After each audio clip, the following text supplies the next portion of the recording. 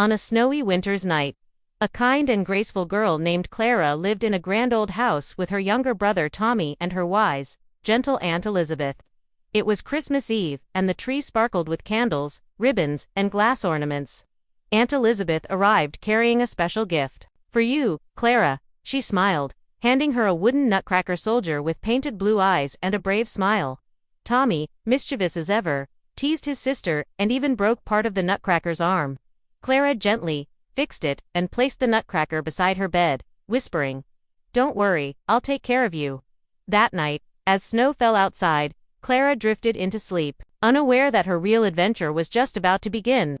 Clara woke in the middle of the night to strange noises. The Christmas tree seemed taller, and the room felt enormous. Then, she saw it.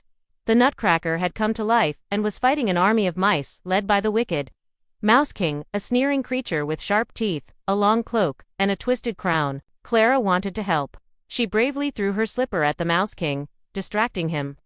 But in anger, the Mouse King used his magic to shrink Clara down to toy size. Clara gasped. The room was now a towering forest of table legs and ornaments. The Nutcracker turned to her and said softly, "Thank you for your courage. Come with me, we need to save the kingdom." Clara followed the Nutcracker as he led her through a glowing, swirling tunnel. When they stepped out, they found themselves in the magical land of Parthenia. Snowy mountains, shimmering rivers, and candy-colored villages. Here, Clara learned the truth. The Nutcracker was actually Prince Eric, cursed by the Mouse King. The only way to break the spell was to find the Sugarplum Princess, whose magic could defeat the Mouse King. Together, they set off, joined by Major Mint, a tiny, mustached officer who marched in circles, Captain Candy, a cheerful candy cane soldier with a laugh like a bell. They passed through marzipan meadows, where candy flowers bloomed, and crossed the gingerbread village, whose houses smelled of sweet cinnamon. But danger followed them. The Mouse King sent his soldiers to chase them, and dark shadows often moved in the trees. Clara proved brave again and again, guiding them when they were lost, comforting Eric when he doubted himself, and showing kindness to every creature they met. At last, they reached the edge of the kingdom, where a hidden crystal castle stood, said to be home to the Sugarplum Princess. Inside, everything sparkled.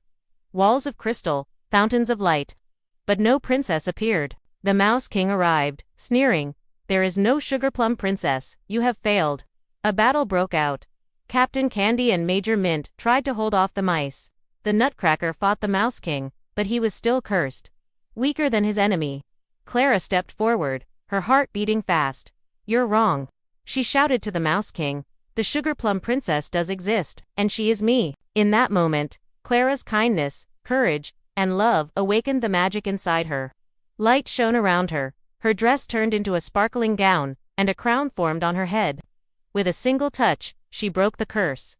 The Nutcracker transformed into Prince Eric, strong and whole. The Mouse King's power crumbled. He fled into the shadows, defeated. Eric looked at Clara, finally as himself. "You believed in me when I could not," he said softly. Clara smiled, "And you showed me that true bravery is not fighting with a sword, but fighting with your heart."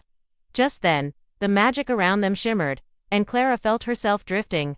She woke up back in her room, dressed in her nightgown, as if nothing had happened. Was it all a dream? But by her pillow lay the wooden Nutcracker, now whole and smiling. And the faint scent of marzipan lingered in the air. Later, Aunt Elizabeth smiled knowingly. "Sometimes, Clara," she said, "magic happens for those who are brave enough to believe." And Clara realized, even if it was a dream, it had changed her heart forever.